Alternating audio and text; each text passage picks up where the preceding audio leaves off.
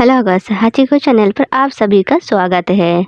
हम देखते हैं प्यारी सी लड़की को जो बैठी किसी का इंतजार कर रही होती है। पिछले एपिसोड में हमने देखे थे कि शिप पर है और शिप सिटी में पहुंच गए होते हैं। मिस्टी को कुछ नजर आता है तो बोलती है मानो ऐसा लगता है यहाँ पर फेस्टिवल है। ऐश भी बोलता है हाँ यहाँ फेस्टिवल ही है। हम देखते हैं टीम रॉकेट को। शिप के पीछे के हिस्सा में रस्सी बनी हुई है और लटक लटक के कुछ इस तरह से आ रहे होते हैं। फेस्टिवल में आने वाले सभी व्यक्तियों को स्वागत करते हैं। ऐश, ब्रोक, मिस्टी के भी स्वागत होता है। ब्रोक को एक लड़की दिखाई देती है जो बहुत ही सुंदर होती है और वो फौरन ही गायब भी हो जाती है। तो ब्रोक बोलता है कि आखिर वो लड़की गई कहाँ है, किधर है। मिस्टी और ऐश इस तरह से ब्रोक को लेकर जाते हैं फेस्टिवल में। इधर हम देखते हैं टीम रॉकेट को। जेम भी देखते कि यहाँ पे त्योहार है तो जस्सी बोलती है लोग ऐसे मेले में बहुत पैसा खर्च करते हैं पर वो इतने खोए हुए रहते हैं कि पैसों को यहाँ वहाँ गिरा देते हैं। जेम को भी वही सुंदर लड़की दिखाई देती है तो जैसी बोलती है कि तुम्हें अपने काम पे ध्यान रखना चाहिए, चलो फेस्टिवल में। यहाँ पर सभी एंजॉय कर रहे होते हैं तो मिस्टी भी देखती है, वो भी खुश होती है। ऐश भी। ब्रोक उसी सुंदर लड़की की तलाश में होते हैं। एक बुढ़िया आके टकरा जाती है ब्रोक से।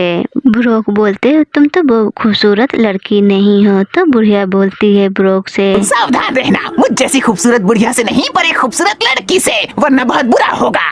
ब्रोक बोलते हैं मुझे उस खूबसूरत लड़की से मिलना है। तो मिस्टी बोलती वो तो मैं ही खूबसूरत लड़की हूँ। तो ये बुढ़िया बोलती है मिस्टी को मैं बात कर रही हूँ तुम जैसी फिसड्डी और बकबक करने वाली की नहीं। मिस्टी की इंसल्ट हो जाती है और ब्रोक ऐश को घुसा मारती है और वहाँ से दोनों को लेके चली जाती है। यहाँ पर जस्सी और जेम तीनों ही पैसा गिरा हुआ ढूंढ रहे होते हैं। तभी एक सिक्का मिल जाता है जेम को। जेम उस सिक्के को उठा लेते हैं और जेम बहुत ही खुश हो रहे होते कि मुझे आखिरकार सिक्का मिल गया। तभी ये बुढ़िया आती है और बोलती है इनसे देख रही हूँ एक खूबसूरत लड़की तुम्हें मुसीबत में डालने वाली है। जेम बोलते इस बुढ़िया से आखिर मैं तुम्हारी बात क्यों मानूं? पहले से मुझे एक खूबसूरत लड़की पीछे पड़ी हुई है और मुझे परेशान कर रही है। जस्सी को लगता है कि मेरे बारे में बातें कर रहे हैं जेम। तभी आती है एक पुलिस और बोलती है जस्सी और जेम से कैसे हो तुम लोग? हाँ, मैं यहाँ की लोकल पुलिस डिपार्टमेंट से हूँ और मुझे पता है कि तुम्हें पैसा मिला है जो किसी ने गिरा दिया। जब भी तुम्हें कोई गिरा हुआ पैसा मिले तो तुम्हारा फर्ज है कि उसे पुलिस को लौटा दो।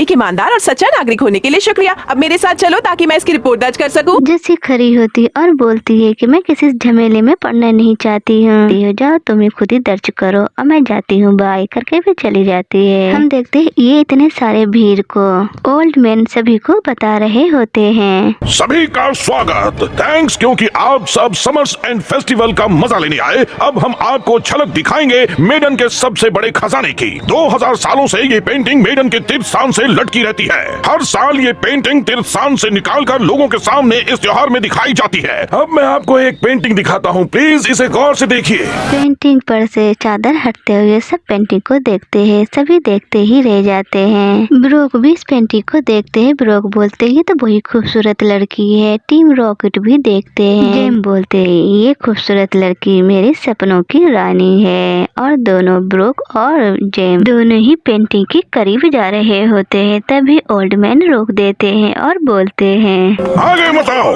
इस पेंटिंग में जो लड़की है वो 2000 साल पहले गायब हो गई। नौजवान बहादुर लड़के को चाहती थी पर वो उसे अकेला छोड़कर अपने देश के लिए जंग लड़ने चला गया। लड़की ने उसके लिए काफी सालों तक इंतजार किया इस उम्मीद में कि वो जिसे चाहती है वो एक दिन जरूर वापस आएगा, लेकिन वो वापस नहीं आया। फिर भी वो इंतजार करती रही वहीं खड़े रहकर। एक दिन उसका शरीर पत्थर का बन गया। आज भी वो लड़की उस लड़के का इंतजार करती है। मेडन रॉक तीर्थस्थान से ज्यादा दूर नहीं है। जहाँ लड़की इंतजार कर रही होती उसी जगह सब आ जाते हैं। तो ब्रोक बोलते हैं ये है मेडन रॉक, इससे खूबसूरत चीज मैंने आज तक नहीं देखी। मूर्ति को देख के दीवाना हो जाते हैं। जेम बोलते हैं लेकिन ये मुझे बहुत पसंद है। अगर वो जिंदा होती तो मैं उसे अपनी नजरों से कभी दूर नहीं होने देता। कोई उसे मुझसे कभी नहीं चुरा सकता, टीम रॉकेट भी नहीं। म्यूट बोलते हैं पोकेमॉन तो कीमती होते ही है, ये पेंटिंग भी कीमती है, चलो इसी को हम चुरा लेते हैं। तो जैसी बोलती है उस पेंटिंग के हाथ लगने से बहुत पैसे कमा सकते हैं। ऐश बोलते हैं ब्रोक से कि ये मूर्ति आखिर पत्थर है तो पत्थर ही रहेगा ना, तुम्हें इंतजार करने से इंसान थोड़ी ना बन जाएगा, चलो। ब्रोक बोलते हैं दोनों से कि तुम चले जाओ, मैं यहाँ थोड़ा देर रुकना चाहता हूँ। तो ऐश बोलते हैं तुम्हें पता है ना मैं कहाँ रुक रहा हूँ। तो ब्रोक बोलते हैं पोर्ट वाले पोकेमॉन सेंटर के पास, रात होने से पहले आ जाऊंगा। ऐश और मिस्टी दोनों ही चले जाते हैं। ब्रोक बैठ के अभी भी इंतजार ही कर रहे होते हैं और इसी मूर्ति के बारे में सोच रहे होते हैं। घड़ी में 11 बज चुके होते हैं। ऐश को टेंशन हो रही होती है और मिस्टी को भी। ऐश बोलते हैं कि मुझे ब्रोक को लेके आना चाहिए। जैसे ही जाने के लिए तैयार होते तो आके ये रोक देती है, बोलती रात के 11 बज चुके हैं, तुम अब बाहर नहीं जा सकते हो, तुम सो जाओ। हम इधर देखते हैं टीम रॉकेट को, जो इस तरह से लटक लटक के तीनों ही सो रहे होते हैं। रात के 3 बज रहे होते हैं। तभी हवा बहुत ही तेज चलने लगती है। म्योथ को नजर आता है एक आत्मा। म्योथ को लग रहा होता है कि मैं कोई सपना देख रहा हूँ, फिर से दोबारा सो जाता है। इधर जेम को देखते हैं। ये आत्मा बोलती है जेम से मैं तुम्हारा इंतजार कब से कर रही हूँ। जेम इसी के पीछे चले जाते हैं। ये ब्रोक अभी भी उसी मूर्ति के पास बैठे हुए होते हैं। इसी मूर्ति में से आत्मा निकल कर आती है और बोलती है ब्रोक से तुम्हारा इंतजार कब से कर रही हूँ। ब्रोक बातें करने लगते हैं और बोलते हैं क्या ये सच में तुम हो? अब हम देखते हैं कि सुबह हो चुकी होती है और ऐश मिस्टी ढूंढ रहे होते हैं। इधर जेसी और म्योथ भी ढूंढ रहे होते हैं जेम को। म्योथ को इसी घर से आत्मा दिखाई देते हैं। जेम भी इसी घर में होते हैं और ब्रोक भी। टीम रॉकेट तो वैसे ऐश के दुश्मन होते हैं, फिर भी ऐश पूछ लेते हैं। ऐश और जेसी का दोनों को सामना हो जाता है। ऐश पूछते हैं क्या तुम किसी को ढूंढ रही हो। तो जेसी बोलती है ऐश से तैयार हो जाओ मुश्किलों का सामना करने के लिए, तुम्हारी नानी याद दिला दूंगी। अकेले ये सब करना कितना मुश्किल है। दुनिया को तबाही से बचाने के लिए, सब लोगों को एक साथ लाने के लिए, सबको बताने के लिए कि हम क्या कर सकते हैं। तभी जेम की आवाज आती है। पूरी कायनात को अपनी मुट्ठी में कर सकते हैं। जैसे जैसे जेसी बोलती है वैसे ही जेम बोलते हैं और उस घर से जेम और ब्रोक। जेसी बोलती है कितना डरावना लग रहा है। ऐश मिस्टी पूछती है आखिर क्या हुआ है ब्रोक। ब्रोक बस में नहीं होता है। जेम भी बस में नहीं होते हैं। जेसी मिस्टी ऐश होश में लाने की कोशिश करते हैं। तभी आती है वही बुढ़िया और बोलती है जाहिर है इन दोनों ने मेडन के भूत को देख लिया। ऐश बोलते हैं पिकाचू से इन दोनों को इलेक्ट्रिक शॉट दो। फिर शॉट देते हैं, होश में आ जाते हैं थोड़ा थोड़ा। बुढ़िया उसी घर के अंदर लेकर जाते हैं और भूत भगा का स्टिकर चिपका देते हैं और बोलते हैं कि भूत भगा स्टिकर पूरे घर में चिपका दो। ऐश मिस्टी पूरे घर में चिपका देते हैं। फिर भूत आने का इंतजार करने लगते हैं सभी। थोड़ा टाइम निकल जाता है, तभी हवा चलने लगती है। तभी दिखाई देती है आत्मा और बोलती है मैं तुम्हारा इंतजार कर रही हूँ। भूत को देख के ऐश और मिस्टी, जेसी, म्योथ और पिकाचू सभी डर गए होते हैं। ब्रोक इसी आत्मा के बस में हो जाते हैं। आत्मा बोल रही होती है ब्रोक और जेम से मैं तुमसे मिलना चाहती हूँ। जेम डर रहे होते, वो होश में थोड़ा होता है तो जेसी से बोलते तो मुझे इनसे बचा लो। ये आत्मा दोनों को लेकर जा रही होती है तो जेम रोते हुए बोलते हैं मुझे नहीं जाना है, मुझे नहीं जाना है, नहीं। जेसी आखिर जेम का कदर करती है तो बोलती है उसी आत्मा से लड़की तुम इसे नहीं ले जा सकती। शायद तुम जानती नहीं मैं कौन ही है। मुझे ऐसी लड़कियों से नफरत है। हमेशा अपने पति का इंतजार करना जैसे कि वो उसकी दासी हो। वो उसे खोने से डरती है, हमेशा रोती है। पर मैं होती तो कहती जाना है तो जाओ।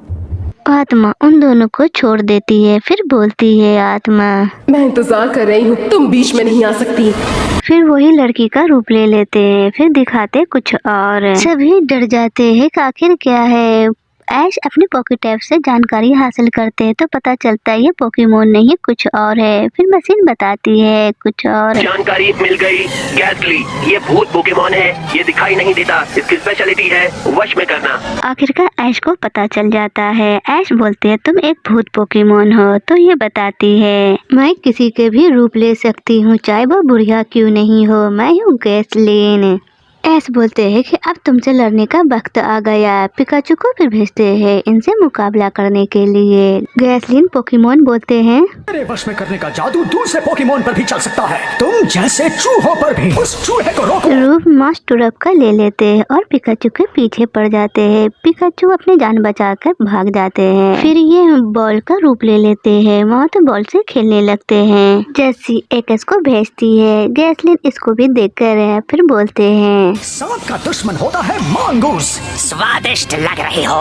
एक्स अपनी जान बचाकर भाग जाते हैं। फिर आता है जेम की बारी। जेम भी अपने पोकेमोन को भेजते हैं, उसको भी अपने पैरों से दबा देते हैं। तभी ऐश अपने चार्मेंडर को भेजते हैं। गैसलिन तभी स्प्रे का रूप ले लेते हैं और चार्मेंडर के पीछे पड़ जाते हैं। चार्मेंडर भी अपना जान बचाते हुए चला जाता है वहाँ से।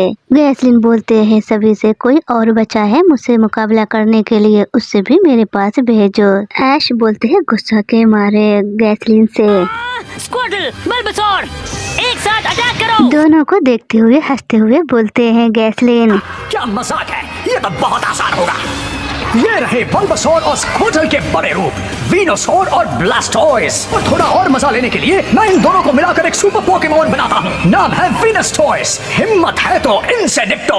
अपने से काफी बड़ा पोकेमोन को देखते हुए दोनों वहाँ से भाग जाते हैं और ये सभी डर रहे होते हैं। ऐश बोलते हैं हम हार गए इनके आगे, ये हमसे ज्यादा ताकतवर है। तो ये बोलते हैं क्या मैं तुम्हें कोई वैम्पायर लगता हूँ?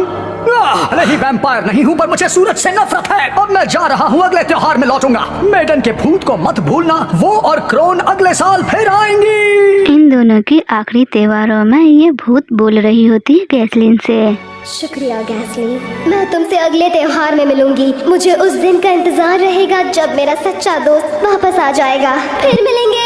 फिर से दोबारा पत्थर की मूर्त बन जाती है। इधर हम देखते हैं नदी में मोमबत्ती जलाते हुए ऐसे छोड़ देते हैं और बोलते हैं भटके हुए आत्मा को रास्ता मिल जाएंगे और अपनी जगह वो चले जाएंगे। इन लोग के साथ त्योहारों को मजा फुल आनंद ये सब भी लेते हैं। ऐश, ब्रोक, मिस्टी, टीम रॉकेट भी। मिस्टी और ऐश इन्हीं लोग के साथ में डांस करने लगती है। टीम रॉकेट भी एंजॉय कर रहे होते हैं। वीडियो यहीं पर एंड होती है। वीडियो देखने के लिए ऐसे बने रहिए हमारे चैनल पे। मिलते हैं अगले वीडियो में।